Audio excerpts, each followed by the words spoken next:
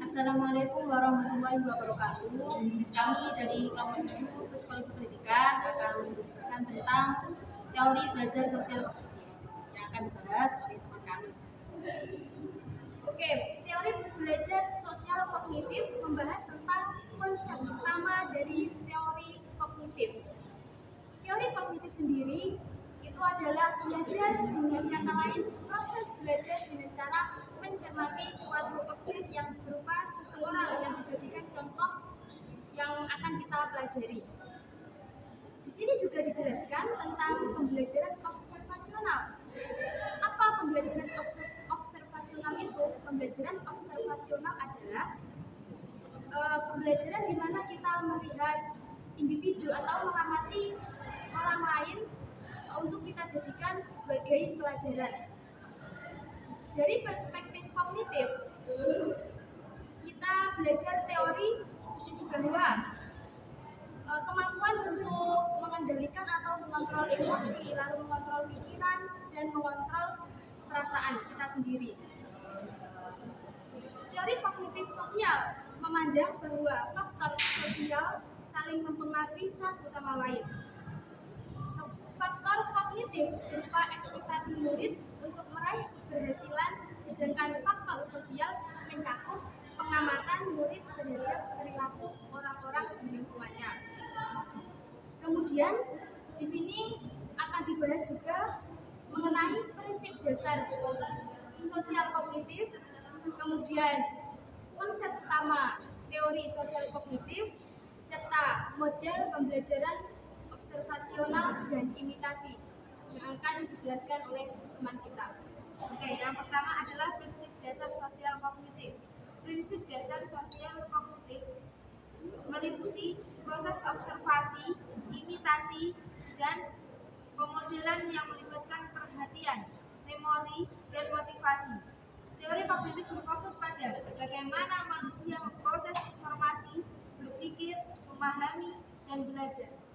Prinsip dasar dari teori kognitif meliputi beberapa konsep berikut. Yang pertama, pemrosesan informasi. Yang kedua, skema kognitif. Yang ketiga, belajar sebagai proses aktif.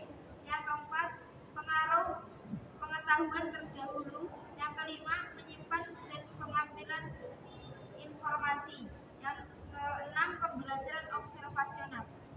Teori kognitif menekankan bahwa cara seseorang berpikir memainkan peran penting dalam perilakunya, sehingga pemahaman tentang proses mental ini penting dalam pendidikan, psikologi, dan bidang lain yang berkaitan dengan pembelajaran manusia.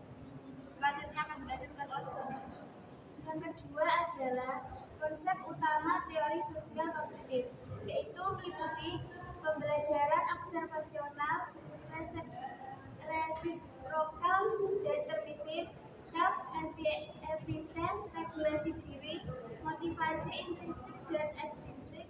Dengan kombinasi dari observasi, efikasi diri, dan regulasi diri, individu dapat mengembangkan kemampuan belajar yang kompleks tanpa selalu bergantung pada pengalaman langsung. Kemudian ada model pembelajaran observasional.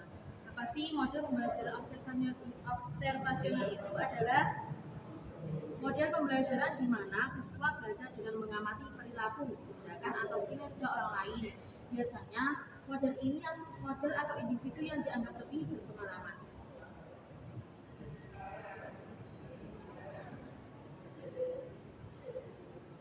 Contoh teori ini didasarkan pada social learning theory yang dikemukakan oleh Alfred Bandura.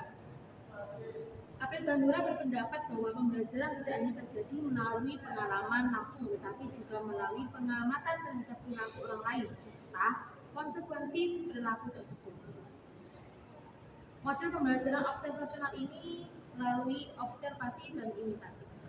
Observasi adalah proses pengamatan dan peninjauan secara cermat terhadap suatu objek, fenomena, atau perilaku dengan tujuan untuk memahami, menganalisis, atau mendapatkan informasi. Kemudian imitasi adalah proses meniru atau mencontoh perilaku, tindakan, atau ekspresi dari orang lain. Imitasi seringkali menjadi cara belajar yang efektif, terutama pada anak-anak yang belajar banyak keterampilan sosial dan motorik dengan meniru perilaku orang dewasa atau individu yang lebih berpengalaman. Belajar melalui observasi dan imitasi adalah konsep penting dalam psikologi, terutama dalam teori belajar sosial yang dikembangkan oleh Albert Bandura. Berikut contoh tentang belajar imitasi dan observasi. Yang pertama, anak-anak meniru perilaku agresif. Salah satu contoh paling terkenal adalah eksperimen boneka Bobo oleh Bandura. Dalam eksperimen ini, anak-anak yang menyaksikan orang dewasa berperilaku agresif terhadap boneka besar cenderung meniru tindakan agresif tersebut. Yang kedua, yaitu belajar keterampilan dari mentor. Contohnya adalah seorang pekerja baru di suatu perusahaan dapat mengamati seorang karyawan senior yang lebih berpengalaman untuk memahami cara melakukan tugas tertentu dengan baik. Dalam prosesnya itu, pekerja baru akan meniru cara kerja, cara berkomunikasi atau strategi. Jadi intinya di sini itu yaitu melalui cara pengamatan bagaimana kita berperilaku dengan baik, tindak dengan baik. Mungkin dari ini bisa disimpulkan oleh Mbak Saibah.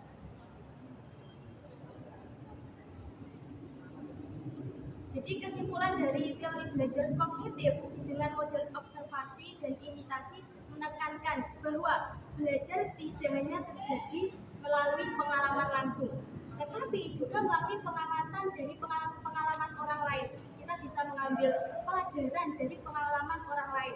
Jika kita menemukan pengalaman seseorang itu buruk, konsekuensinya buruk, kita tidak akan mengerjakan suatu kejadian yang telah orang lain lakukan. Seperti itu. Menurut teman-teman, apakah teori ini harus dipraktekkan dalam pembelajaran di madrasah ataupun di tingkat universitas? Teori ini perlu dikembangkan dan dipraktekkan di dalam sebuah lembaga pendidikan. Agar apa teori ini dikembangkan? Agar apa teori ini harus dicontoh, harus dipraktekkan? Agar peserta didik dapat mengembangkan ide, pemikiran, dan konsep atau cara-cara pembelajaran mereka. Jadi teori ini sangat baik ya jika dilakukan dalam proses pembelajaran.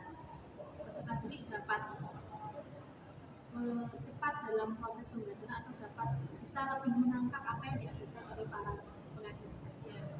Juga mendidik individu menjadi orang yang lebih teliti. Juga dia berpikir akibat dari perlakuannya. Apakah di salah satu di universitas ini, apakah teori ini sudah dipraktekkan menurut teman-teman? Insya Allah sudah. Ya sudah.